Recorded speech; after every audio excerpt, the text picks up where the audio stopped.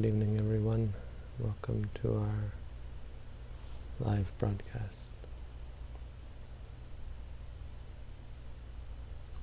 Still looking at the Anguttara Nikaya Book of Fours.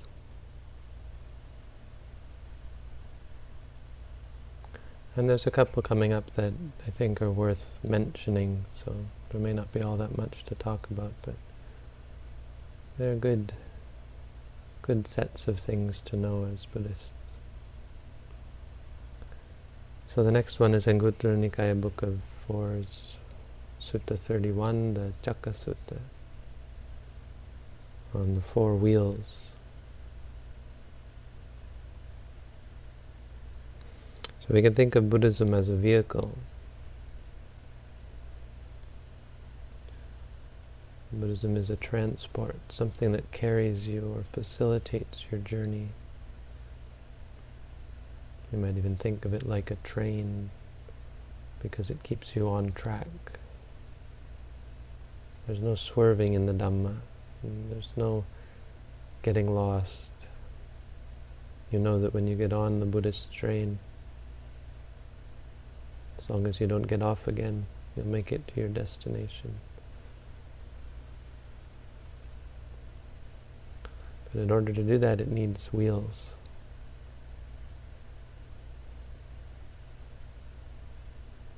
And so the Buddha identified four qualities that actually don't necessarily have anything to do with spirituality or meditation practice. The Buddha, in fact, here says that these are things that will lead to wealth, bhoga. Whether an angel or a human, they will attain greatness of wealth.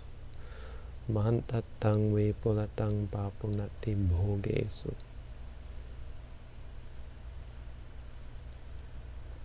But wealth is both spiritual and material, so these dhammas are useful in both spheres.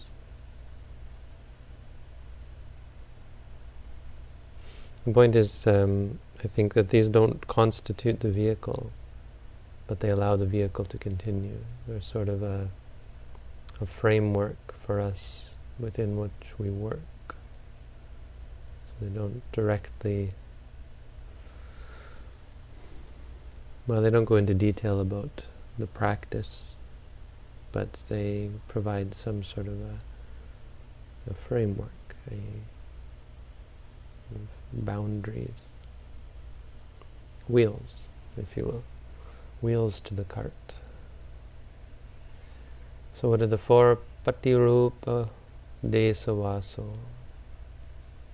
This word should be familiar for those of you who have been Buddhist for a while. I mean, those of you who were born Buddhist and have heard all the chants. And those of you who have studied the Metta Sutta, most of these should be familiar. Patirupa desavaso, dwelling in a suitable environment, suitable country. Oh no, desa just means place, a suitable place. Number 2, sapuris, and here there's variants, sapuris supasayo, associating with good people.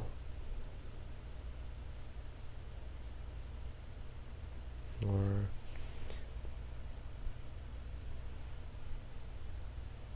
getting support, being supported or supporting.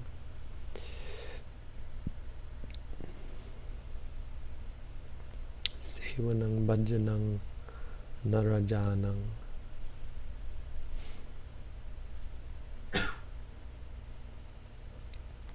Associating with good people. Sapurisa. Number 3, atta samma panidhi. Setting oneself, panidha. Setting oneself atta, rightly.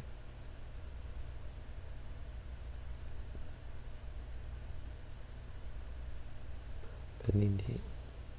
resolving or settling oneself in the right path.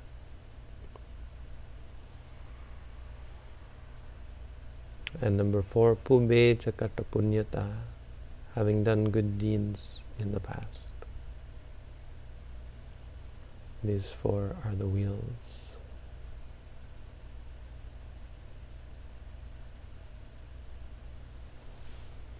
So quite simple. Let's talk about these. The first one, to dwell in a suitable location. I mean, this is easily understood in regards to spiritual practice, in regards to worldly pursuits as well.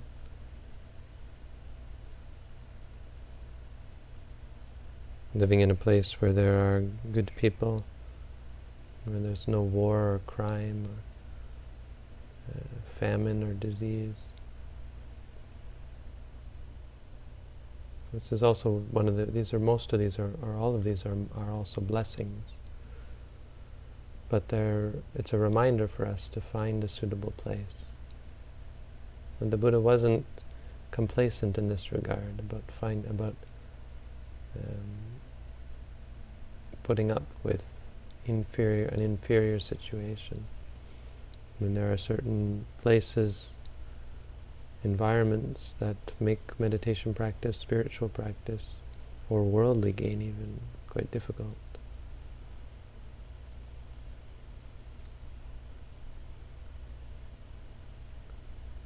The most obvious example is the people who come to a meditation center because they find they can't meditate at home. I mean, there are sometimes people who just come here for the day because, well, especially in this area, we have a lot of students, university students, who if they were to try and meditate in their homes, they'd find themselves quite disturbed. Often they live in small rooms and they don't have room for walking and sitting, and they just don't have a peaceful location, and moreover they don't have the inspiration to push them to meditate. But when they come to the meditation center, they find that inspiration, and they find a place to that is suitable for the cultivation of spirituality. In Buddhist countries, this is of course much more pronounced. People go to forest monasteries or even city monasteries and try to do good deeds in the monastery or practice meditation in the monastery because they're so geared towards that, and the environment is suitable, the environment is peaceful, the environment is designed for it.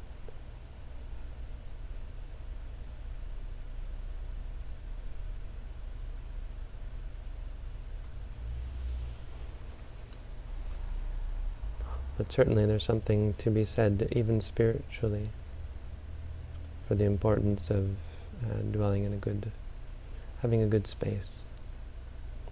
Of course, once you're enlightened, I mean, we often, with many of these things, we often think of ourselves as, or we often think of the practice from the point of view of an enlightened being. We read about the Buddha and we think, well, then I have to be like him, so I should just put up with whatever and even go around and meet with all sorts of different people. But the opposite should be the case for someone just beginning on the path. You should sequester yourself, go on a retreat, go off into the forest, or find an empty room. Buddha would always say there are roots of trees, you can go and stay at the foot of a tree, or there are empty spaces, empty rooms, empty huts, empty buildings.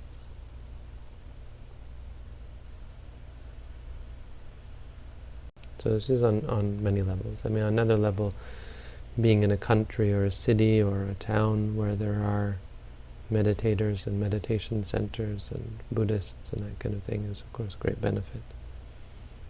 Traveling all the way to Asia can be a great thing if you go to a country where there is Buddhism and learn Buddhist culture and Buddhist tradition and Buddhist practice. Buddhist practice is still much easier to undertake in a country and a place where it's valued and appreciated and supported.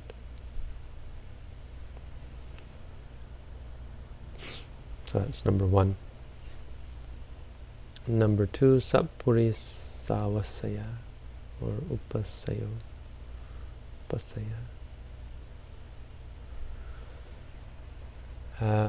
Associating with good people. If you surround yourself with ordinary people, your ability to cultivate spirituality is, of course, restricted. It's restricted by the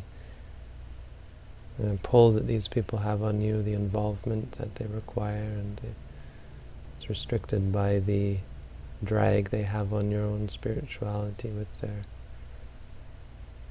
behaviors and attitudes and emotions and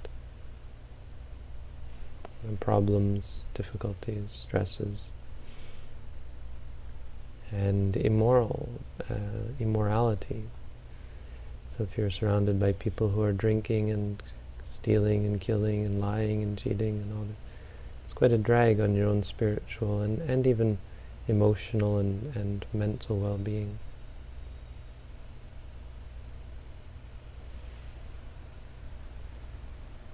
When in a meditation center, this is one of the great powers of a meditation center, is that you're surrounded by people who are meditating. You're not alone anymore. You've left behind all of that rubbish of defilement and addiction and conflict and stress and suffering. And everywhere you look, there's someone meditating, talking about meditation, teaching meditation, pictures of the Buddha on the wall, Buddha images on your shelves.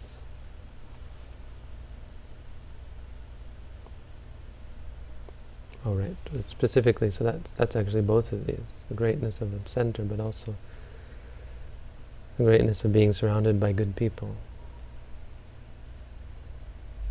If you can, going to a meditation center is a great thing. It's a great support for your practice. It's surprising how great it is. It's much more than you would think. The psychological value of being around people. Just the reminder alone. But the great help that people give. In a meditation center, we don't realize how much good we're doing for each other.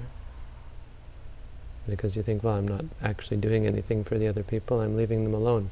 But that's the key. You're leaving them alone. How rare it is to find someone who leaves you alone.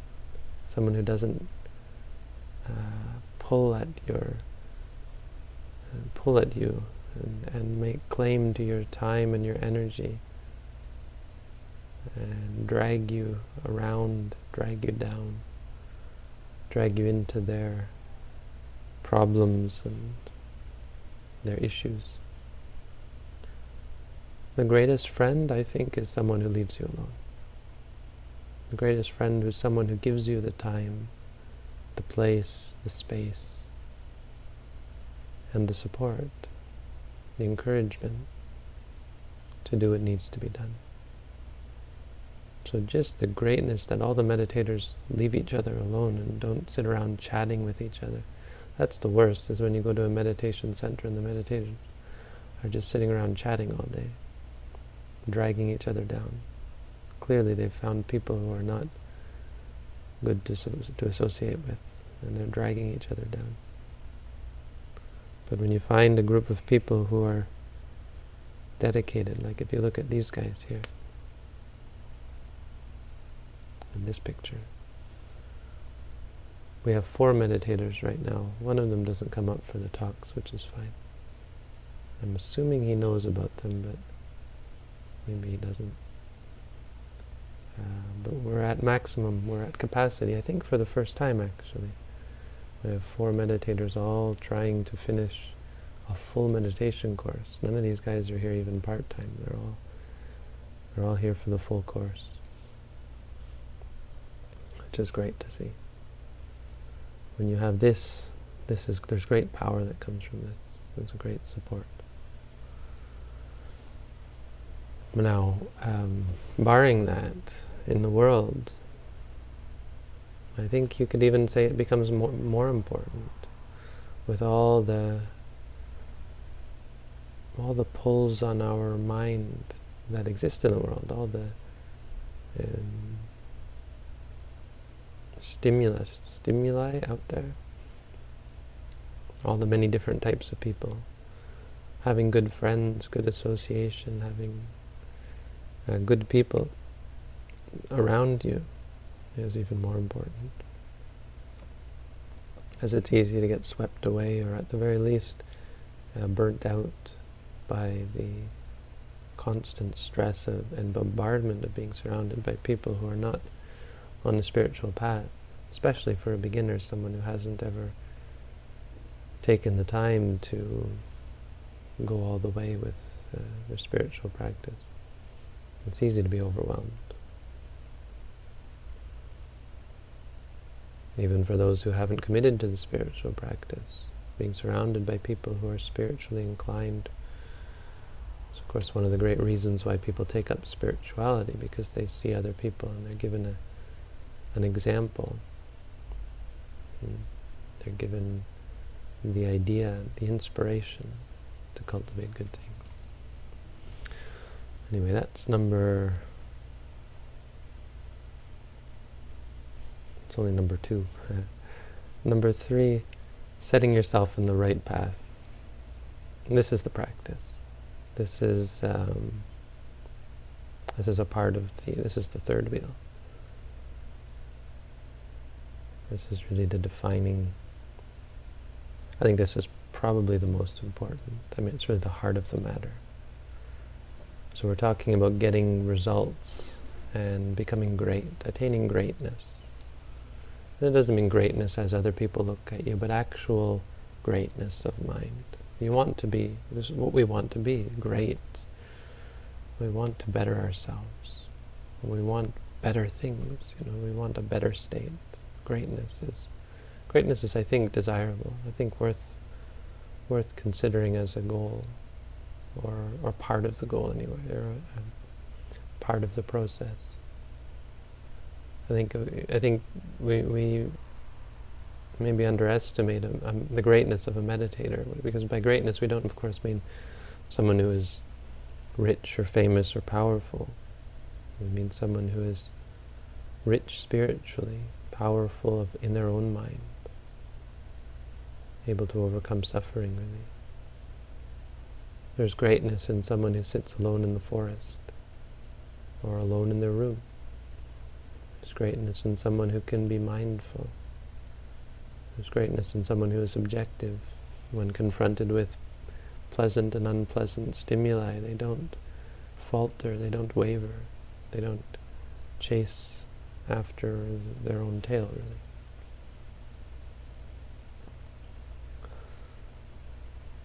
So this is the key to greatness. Well, all 4 of these are, but this one especially, setting yourself on the right path, settling yourself, establishing yourself. Don't try and succeed, or don't think about peace or happiness. Don't think about gain, praise, fame, happiness in general, until you've settled yourself on the right path. Because all of that can be perverted if you're not on the right path. You can have great happiness, and if you're on the wrong path, it will all fall apart, even lead you astray and lead you to addiction and that kind of thing. Fame, of course, fame that is undeserved, fame for a person who is impure, is a very dangerous thing. If they're not on the right path, you can become very famous, and it can destroy you inside.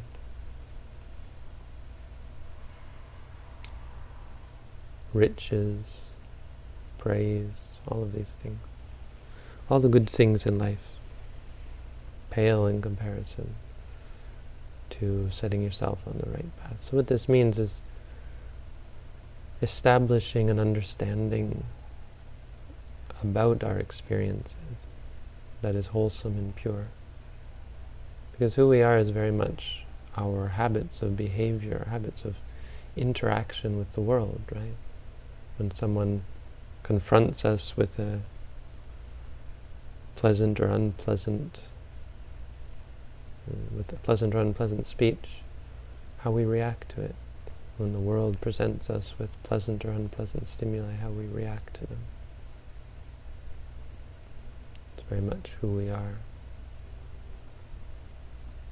If we're not settled on the right path, we react unfavorably.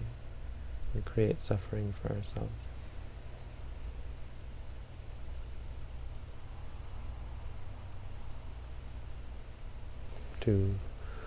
So to be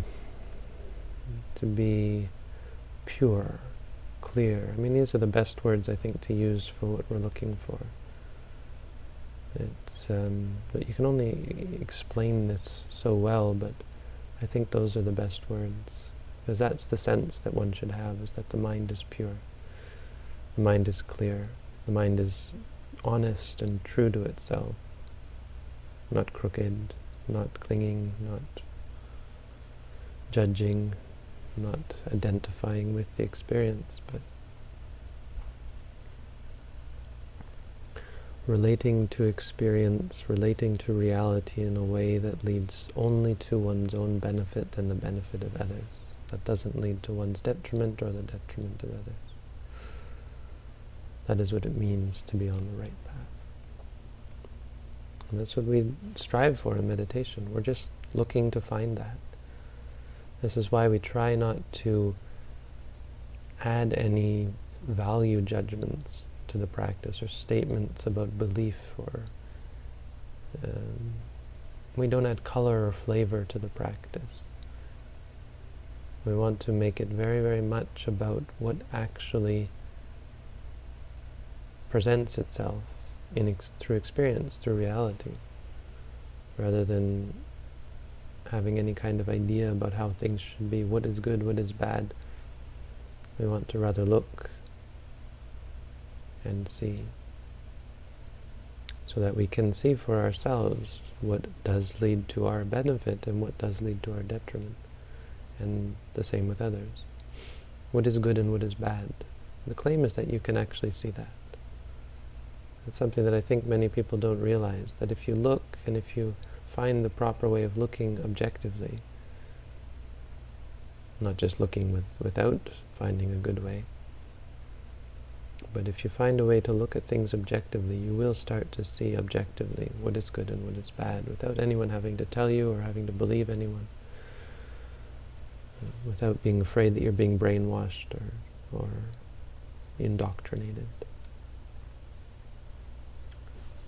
The right path. And number four is a really good one, I think. It's one that is really quite clever and perhaps surprising. Pubbe cakata punyata.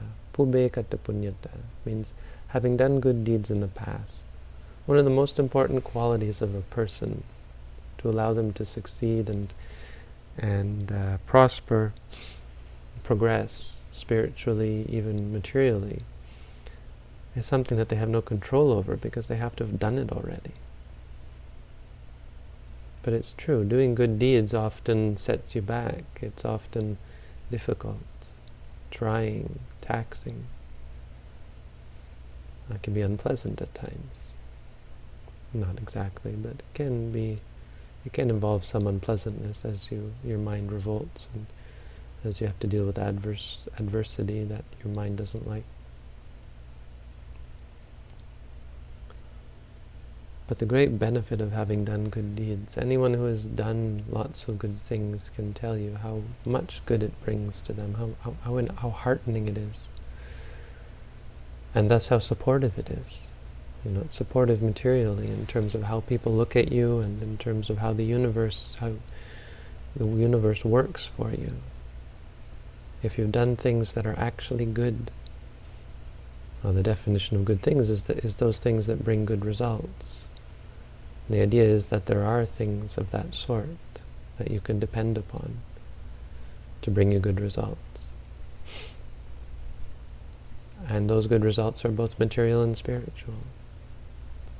Any meditator who has real difficulty practicing, and listen up because most of us do, It's usually because we've neglected to do great good deeds in the past. There's nothing you can do about that. It's not something you should despair about. It's something you should chastise yourself, certainly, and say, boy, I've been negligent. I mean, it's a great part of the practice because it's a lesson.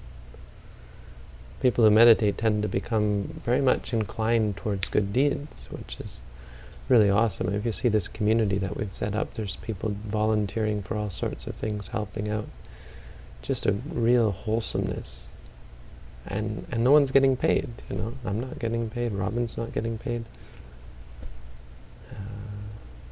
And the people who made this website, how much money it would have cost us to make this website, and they're doing it all completely free. This is the sort of thing that comes from meditation. I mean, it comes from other things as well, and many of the people here haven't done a significant amount of meditation, such that we could claim that that's where it comes from, but certainly anyone who has done a significant amount of meditation becomes very much inclined towards good deeds, because through the meditation it really punishes you for not having done good deeds. It's not something you should obsess over or worry about. Oh, this means I'm a bad person because I'm suffering.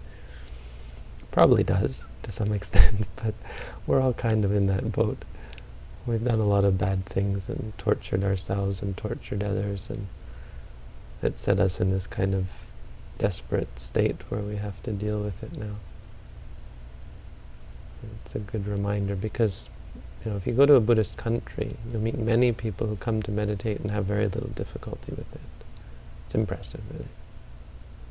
It's something you have to respect very much.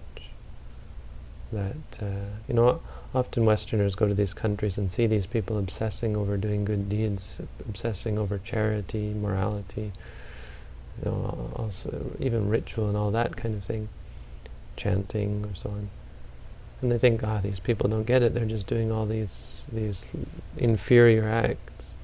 It's true. I mean, you have to admit that they are inferior, but boy, are they a great support for that which is superior. And those very people, many of them, do go to meditation centers and have a lot easier time of it than many Westerners who come and have never done much good for other people, or much really high-minded things. Or it's not a dichotomy like that. There are many Westerners or non-Buddhist people who have done lots of good deeds and thereby benefit from it in the meditation. But that's the point. Is that materially or spiritually, you're very much supported by the good deeds that you've done in the past. It's not a quick thing. It's not you can say, okay, well, I better start doing good deeds and then wait for the benefit. It's very much about the past. You have to have done them. Which it's a very curious, in a good way, it's a good turn of phrase. Reminding us that, did I do good deeds in the past? And shoot. It's kind of like, gives you the feeling of being an investor, right?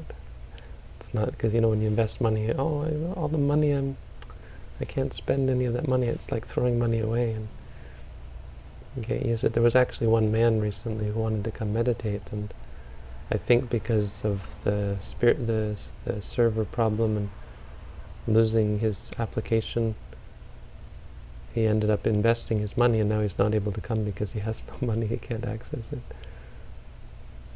Doing good deeds is kind of like an investment like that, to some extent. I mean, it really should eventually feel very happy about doing good deeds. Which is why this whole group and community really makes me, and I think makes all of us, very happy. The goodness we can share by helping out and supporting the center and the website and the community. It really makes us feel very happy, I think, as a group. And that kind of happiness that's the happiness that's a real support for the practice. Not all happiness is, but that kind of happiness is very much a support. It's called unadulterated happiness, because it's wholesome. It's happy about doing good deeds, happy about good things, happy about that which is worth being happy about. So that's number 4. These are the 4 wheels. Another good set of things to learn. And again, the Buddha related this to worldly practice. So if you want to get rich, if you want to be wealthy, if you want to be well off in the world, and he puts it not just as a human, but as an angel. So if you want to be great, if you aspire to greatness, even in a worldly sense, these 4 are your wheels. They're the vehicle that takes you there.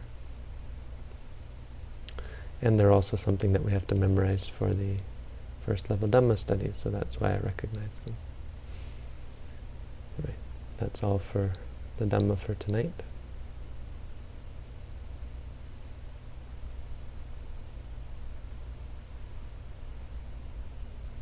These guys are really tortured every evening. They have to come up. Well, they don't have to. They don't actually have to come up. It attests to their spirit that they're willing to sit still for half an hour like that.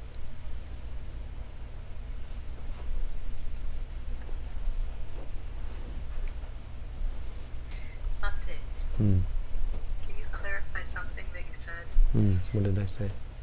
Well, the person, the potential meditator who couldn't come because he invested all his money. I mean, what did you mean? He didn't have money to travel because it doesn't cost money to go to the center?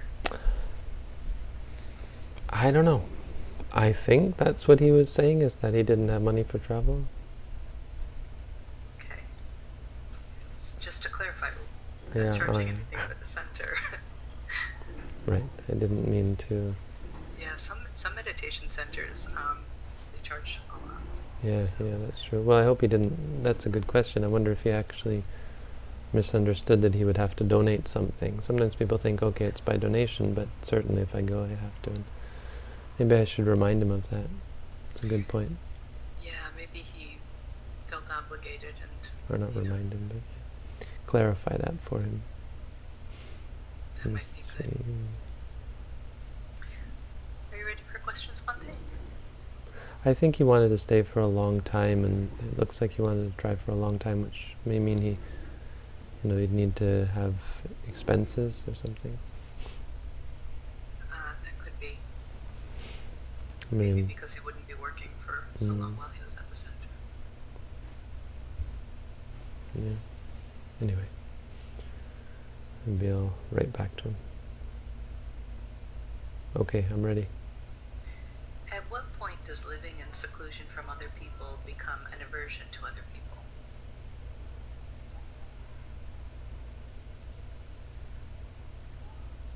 Did you read the second part? He reposted it. Oh, I'm sorry, in no. the questions. I often wonder if I should make myself maintain friendships that I don't want. Oh, just a second, I missed something. Let me see. Yeah.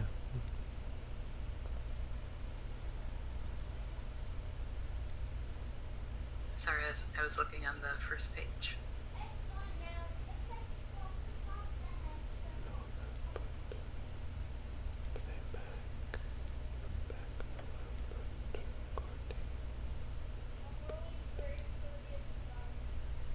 Test.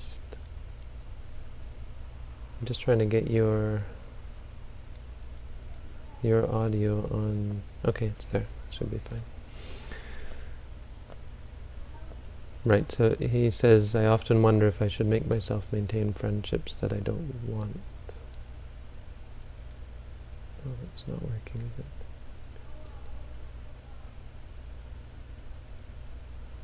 Test. Okay.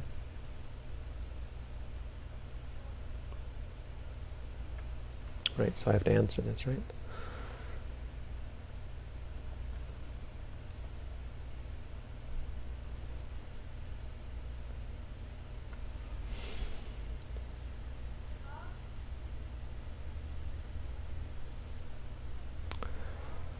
I mean, I think to some extent there's something that almost appears to be aversion to other people, but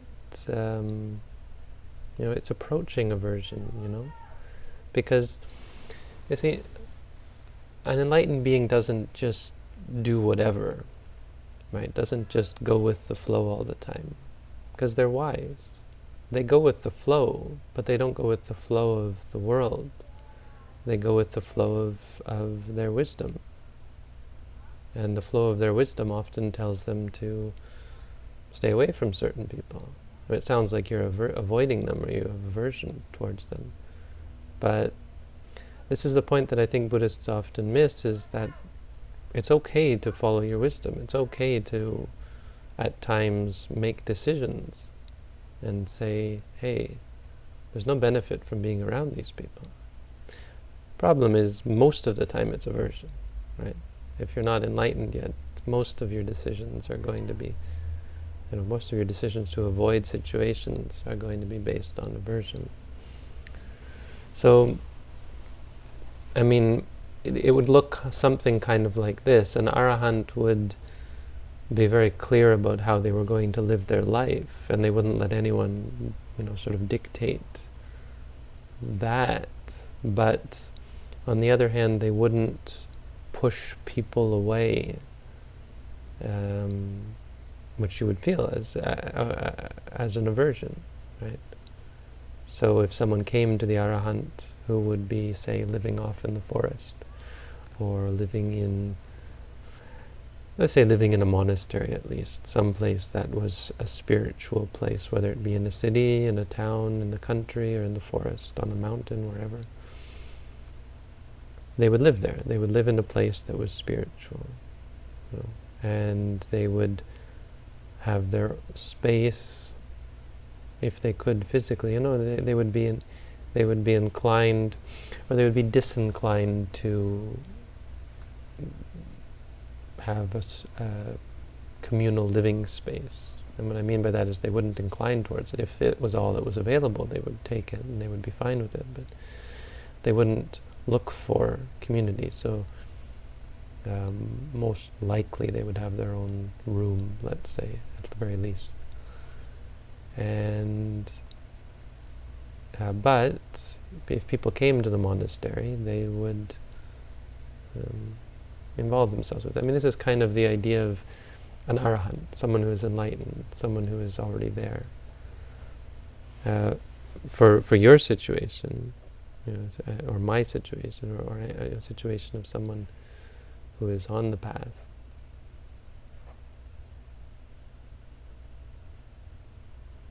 it's a matter of sort of touch and go, or feeling your way out in the situation. Is this person, is it beneficial for us to to get involved with each other, to have a relationship? Is there good that can come from this? Is this a support for our spiritual path, for mine and theirs? Is this something that is beneficial? Or is our relationship just going to cause suffering for both of us?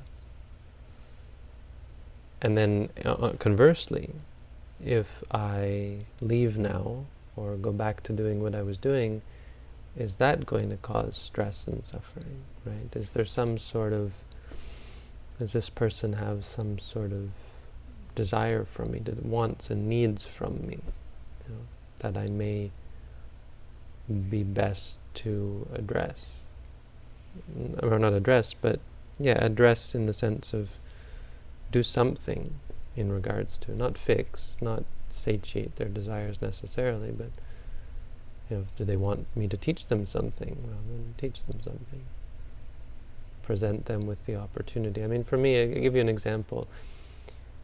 Often people will come to me and they want to talk, or they want to, I've had people who want to ask me all sorts of questions about all sorts of different things, and I tend to do my best to steer the conversation towards meditation and make it clear to them, look, what I do is teach meditation. If you want to come and do a course, you're welcome to. So I leave the door open, but I don't stand there in the door talking to them. The door is open, you come in if you want. I mean, it's metaphorically. And then I go back to doing my own thing, right? But the door is open. And if they come to me and meditate, I will do the best I can to lead them through meditation. To me, that seems like the right attitude. I don't buy into or play the game of being there for everyone, no matter what they ask. Because it's not usually beneficial, it's just running around in circles. If you want to talk a lot, if you want to question and think and ponder, I'm kind of over that personally.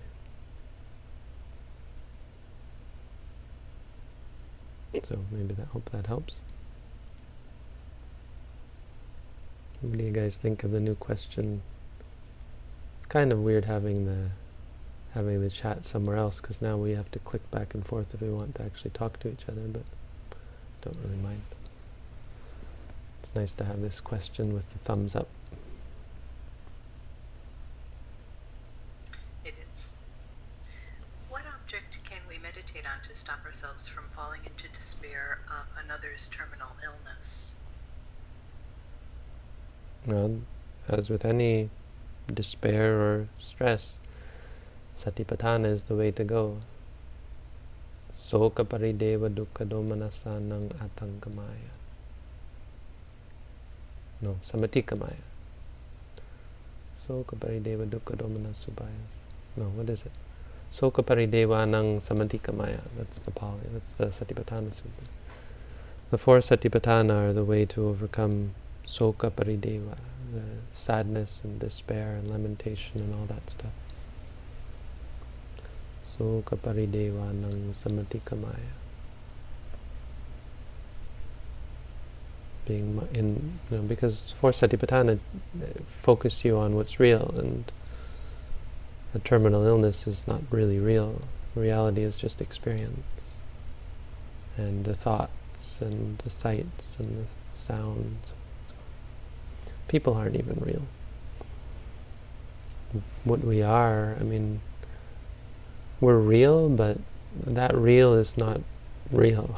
It's not a part of reality.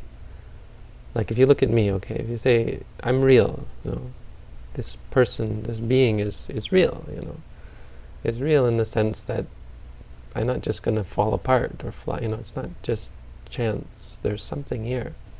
But that something is not a thing. It's only seeing and hearing, and you see me sometimes, hear me, smelling, tasting, feeling, thinking. Not all of those usually, but some of them. And those are just experiences.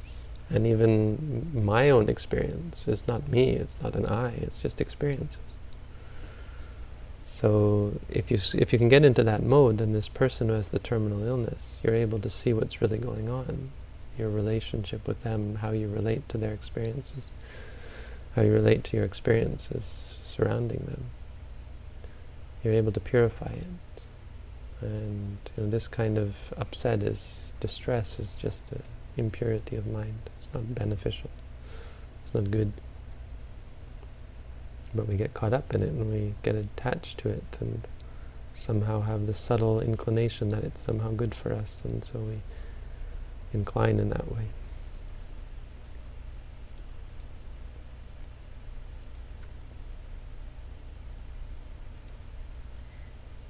Bhante, should the protective meditations be practiced while walking? Sometimes when the mind is distracted while walking, I'll think, may so-and-so be happy, healthy, and safe from harm. Or death will occur, the faculty of life will be interrupted, and continue to walk until the mind settles down a bit, then go back to noting stepping right, stepping, stopping, etc. Is this acceptable practice? It's generally recommended to stop and do standing meditation, because walking requires your mind, right? Walking requires some mental input usually. So it's recommended to stop. You can. There is a sense that there is walking and talking, or walking and this or that. But standing is much more recommended, because then you don't have to go back and forth. Standing doesn't take nearly as much mental activity. So you're much better able to focus on those things.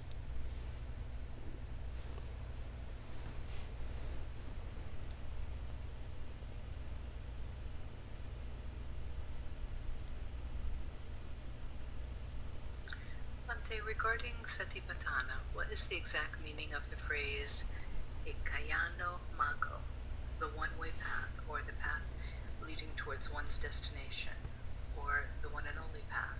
There seem to be so many different interpretations. You should read Somatera's The Way of Mindfulness. I'm sure it's... Actually, I don't know if it's in Sinhalese, but read the English version. It's on the internet. Everyone here should read The Way of Mindfulness, or at least read some of it. And you'll get an answer to your question. That... you won't get an answer, actually, but you'll see that all of those are valid interpretations. What the Buddha actually meant by it, I still get the sense that he intended it to mean that it's the one way. Maybe he wasn't being quite so exclusive about it, but he wanted to say this is the way. This is, and maybe, because it's not the Eightfold Noble Path exactly, but he was trying to point out that this is in my mind he was trying to point out that this is the key to the path, or this is the entrance to the path. This is how you begin to practice the Eightfold Noble Path. It's the clear, the way to the way kind of thing. But literally it does just mean a path that goes in one direction. Ekayana. Ayana means going. Eka means one. So it's the one going way. It's a way that is only one going. But going here probably means it's only going one direction, or it's ambiguous actually. So read Somatera's translation of the commentary in that book, The Way of Mindfulness. Excellent translation. I mean, I'm assuming, I haven't really compared it to the Pali, but as far as the commentary goes, but excellent that we have the translation, and he did a great service by translating that. I started meditating 2 months ago following Mahasi's method of anapanasati with the belly plus labeling distractions, which appears to be very similar to your method, and I'm interested in going on retreat in the future. The only thing physically or financially accessible to me is a Goenka 10-day Vipassana retreat. Could going on a Goenka retreat lead my practice astray by confusing my current method, or might I be better off sampling a different style? I mean, meditation is good for you. I'm not really impressed by the whole Goenka thing, but I mean, that only means in comparison to what we do. I tend to favor what we do, but in terms of a good thing to do, meditation is always good. Even samatha is good, so I wouldn't worry too much about it. I mean, one of the things I criticize about the Goenka thing is it's a bit of a cult. It's not a bit of a cult. It has cultish elements to it, and that can be problematic, because there's nothing to do with the meditation, but it becomes very much a kind of weird feeling that you get. I don't know. I've never been on a course, so I actually don't know, but it's the sense I get and what I've heard. I mean, it seems good. I would think it's good. And they don't do any walking meditation, so that's unfortunate, but I don't know. I mean, I can't recommend it to you. I did a video a while ago, I don't recommend Goenka, but it was willfully misunderstood as meaning, no, don't go, it's a bad thing. What I meant is I can't recommend it, literally, because if I recommend it, I'd be recommending something that I don't practice and that I don't know much about or believe in, how could I recommend anything like that?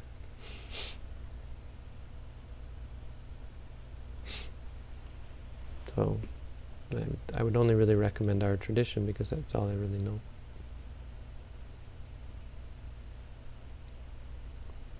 I'm just going to stick my own 2 cents in there about, you did mention the only thing that you're physically or financially able to. And again, when Bhante teaches meditation, there's no cost for that. And although it's in Canada, it's just a little bit above Buffalo, New York, so it kind of sounds like it's farther than it is, but if you can make it to Buffalo, New York, you can make it to where Sirimangalo International Meditation Center is. It's not far from there at all. I have seen another tradition traditions, supposedly enlightened masters being accused of several crimes like sexual harassment. Does this mean they were not enlightened? Thank you. Sorry, repeat again? I have seen in other traditions supposedly enlightened masters being accused of several crimes like sexual harassment. Does this mean they were not enlightened? Thank you. Yes, that means they were not enlightened. Well, no, being accused doesn't mean that. Sorry, being accused doesn't mean that at all. Having done it means they were not enlightened. Obviously, being accused of something doesn't mean anything. People accuse the Buddha of sexual assault. Not sexual assault, actually, just sexual activity. I don't think anyone accused him of rape or anything, but accused him of getting a woman pregnant. Well, he did. He had a son. Oh, no, I mean as a Buddha, Okay. as a monk. Okay. Chinchamanika, or Chinchamana. It's one of the Dhammapada stories. I think it's a Dhammapada story, and we haven't gotten to it yet. I think. Bhante, you said Satipatthana is not exactly the Eightfold Noble Path, but isn't it what Sama Sati is all about? Oh yeah, I just meant that it's only one of the Eightfold Noble Paths. So if you say the Satipatthana is the Eightfold Noble Path, well, it's not. It's only one of the 8 factors. But it kind of is, and so that's I think why it's not actually saying this is the only way, because the only way is the Eightfold Noble Path. That's, the Buddha said, Esewa Maggo Natanyo, this is the path, there is no other. Of course, people also interpret that differently, as meaning not those others, but whatever. The Eightfold Noble Path is the way. The Satipatthana is taking that way and saying, look, this is the direct way to practice the way, kind of thing. I think that's the sense I get of that word ekayana. It's the direct way to practice the way, the Eightfold Noble Path.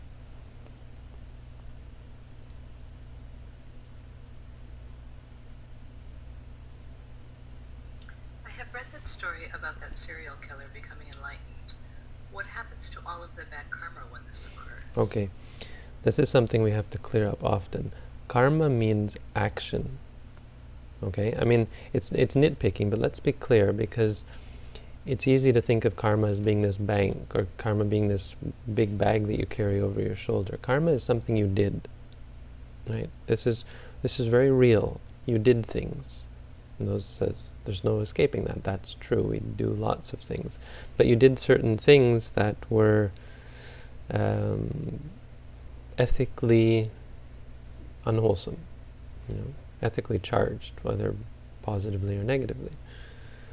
And we say they're ethically charged because they have some kind of emotional power, and they cause suffering, or they cause happiness. But they're done. Those are done and gone. But they have a result. They have an effect. They change your reality. So there's not karma that you're carrying around that suddenly disappears. There's the results of karma, which is called vipaka. And those results are felt in an infinite number of different ways. Everything, your whole universe changes with everything you do, right? And so all that, when you become enlightened, it doesn't change your situation. So the karma doesn't go anywhere. Karma is already, the actions have been done, but the results are still there. So any results that resulted from that, say him going into the village for alms and being beaten, which apparently happened, people saying nasty things about him, people being afraid of him having to relive those horrible things, all of that is still there. But he doesn't react to it anymore. He doesn't react to any of it. He gets beaten when he goes on alms, and he doesn't get upset about it. People say nasty things or are afraid of him. He doesn't feel guilty or bad about it. He doesn't feel upset.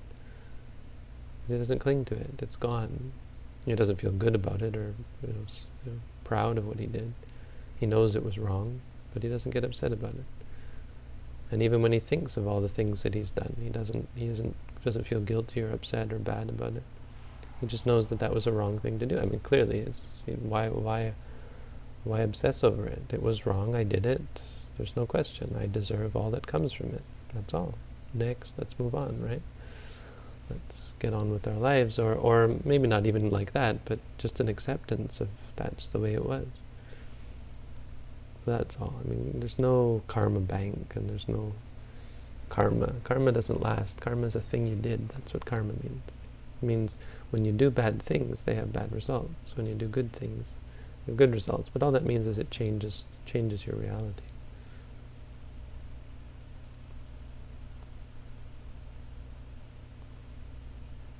Wow, this interface is pretty neat. And did you notice there's only one Anumodana button?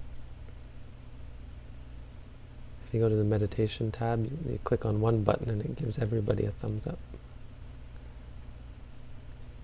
That's really cool. Yeah, no more lots of clicking.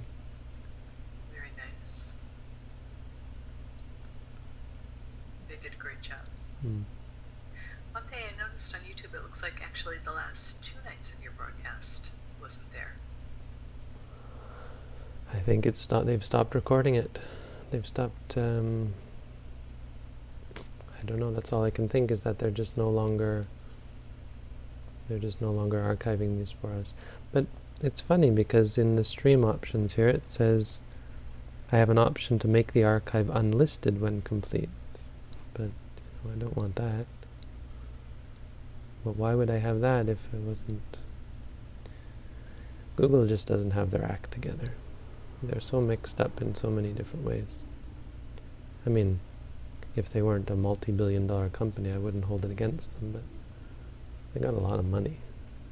It's kind of a shame that their core product, these are people who aren't paying attention to the Buddha's advice on how to be successful in a worldly sense. They're clearly not doing everything right anymore. Alright, it's almost 10 o'clock. I think we'll stop there. Hopefully this will be archived. If not, well, there's already 1,300 of my videos up on YouTube. Maybe that's enough. Impermanence and all. Yeah. The audio archives should be there, hopefully, on our site. So, anyway, thank you, Robin, for your help. Thanks, everyone, for tuning in. We've got 47 people watching. Have a good night, everyone.